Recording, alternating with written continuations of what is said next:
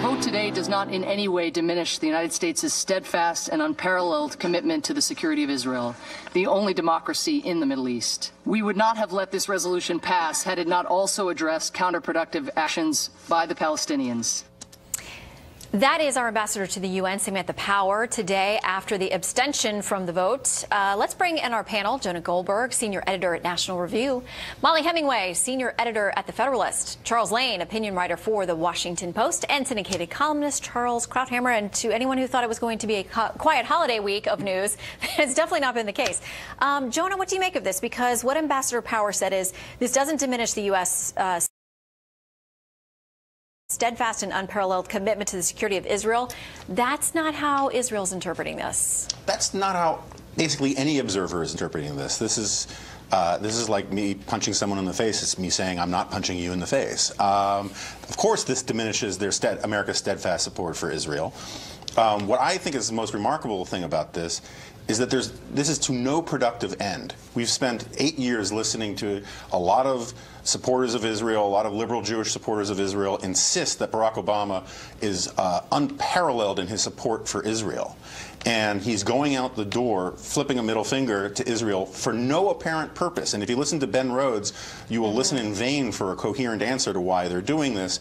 And I think what this does is reveal that all along the rhetoric and posturing towards Israel concealed where their emotional heart is, which is they've always thought this was about the settlements, and this is a way to, and they held off doing this earlier because they knew it would hurt Hillary Clinton. Now that Hillary's gone, they're doing it simply out of spite and out of a sense of sort of emotional commitment to screwing Israel. Yeah, and to be clear, we are one of the few who had veto power over this, so it never went anywhere at all.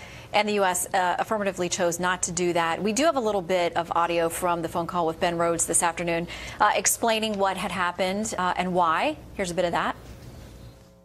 The Israeli government wants the conversation to be about anything other than the settlement activity. We've been warning President Obama and Secretary Kerry publicly and privately for years that the trend line of settlement construction and settlement activity was just increasing Israel's international isolation.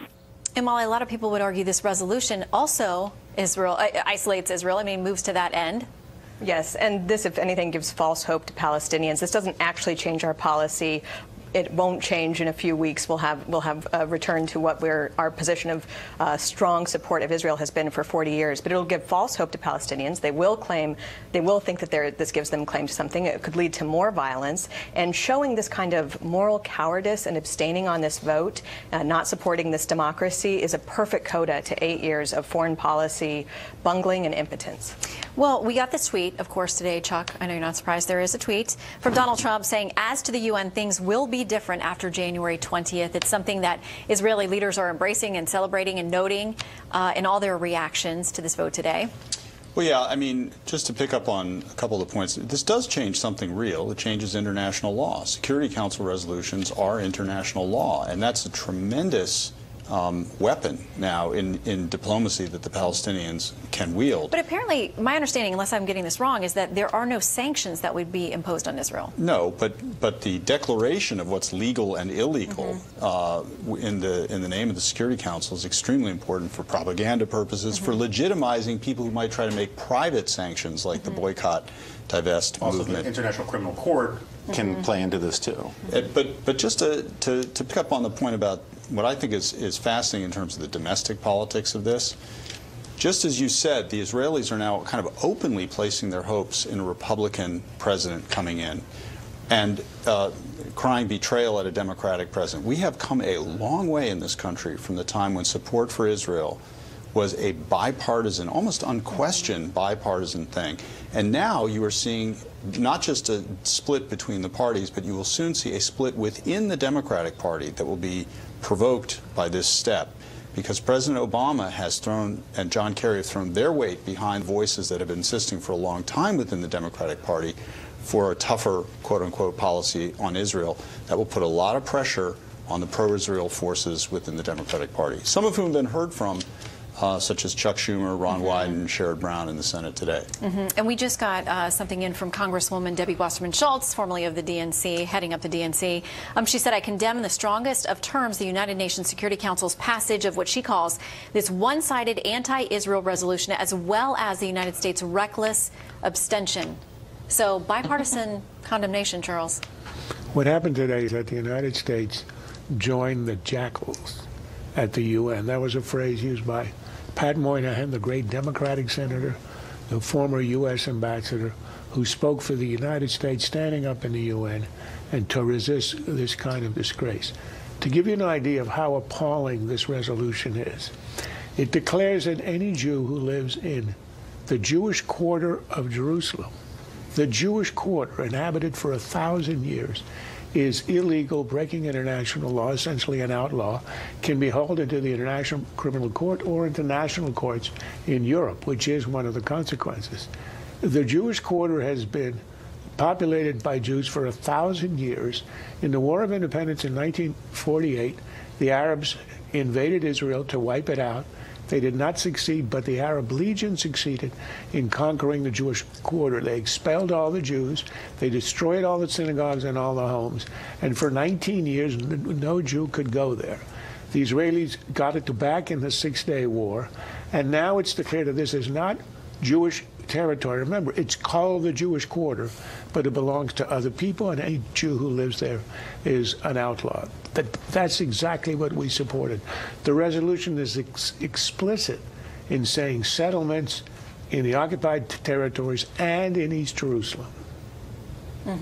It does. But what my question is, why now? I mean, the Obama administration is about to leave. And yes, because he didn't. Yeah. Well, but there's been this very tenuous public cooperation between Obama and Netanyahu, although we always hear behind the scenes they don't like each other personally, or that there are issues that they disagree on. But publicly, they've stayed united. So why now, with 3.5 weeks to go, do you blow that up? In 2012, running for re-election, Obama spoke at the meeting of AIPAC, the big Jewish lobby, and he said, is there any doubt that I have Israel's back? That's why he didn't want to do it while he was in office. That's why he didn't want to do it in 2016, so it would injure Hillary and show to particularly American Jews who tend to be Democratic that it was all a farce. He does it on the way out, and that's part of why it's so disgraceful. He hid it until there'd be no consequence, and now he's out the door and the damage is done for years. That resolution cannot be undone. Well, let me bring up a real quick point, and then Joan, I want to get to you. I talked with Senator Graham today, who chairs the subcommittee that controls UN funding, and he was, talking very tough about he's going to do everything he can to block their funding unless this is rolled back or use it as some kind of leverage. Yeah, I think that points to an important dynamic. This is going to set off a war between Congress and the United Nations that's going to have ramifications for a long time to come. But I also say there's a bizarre irony to this, in that everyone tells us that Bibi Netanyahu and Barack Obama don't like each other. This is a gift to Bibi Netanyahu. It's terrible for Israel. But what this does is it allows Bibi Netanyahu to say persuasively, even to his domestic critics, look, I've been telling you for 8 years, I haven't ruined the relationship with America. It's all because of Obama. And now Obama shows his true colors, and Bibi can say, look, I was right. Well, and he'll have some backing now and help from Senator Graham and others. I mean, what do we make of this accusation by Senator Tom Cotton and others who have said to me, and probably to some of you too, that this was specifically orchestrated by President Obama and John Kerry? Well, the Israelis have been saying that for some time, and they say this is all done behind their back, et cetera, et cetera. But our own lawmakers accusing the White House of doing it. I'm not sure Tom Cotton was privy to all these conversations. I'm sure he's been briefed by sources in Israel who've been telling that to everyone. I must say I'm struck by the disconnect here. Look what's going on in the Middle East. 500,000 people have been slaughtered in Syria. You have war all over Yemen. Iran is pursuing a nuclear weapon. And the issue that the United Nations Security Council is focused on here a couple days before Christmas and Hanukkah is this. Is Jews living in the Jewish quarter. It tells you how perverse the UN is and why it's time we cut the cord and stop giving him any money. Yeah, we'll see if Senator Graham gets his way. That's what's going to happen. All right, next up, our panelists' naughty and nice list this year. You may have to make some last-minute changes based on this conversation.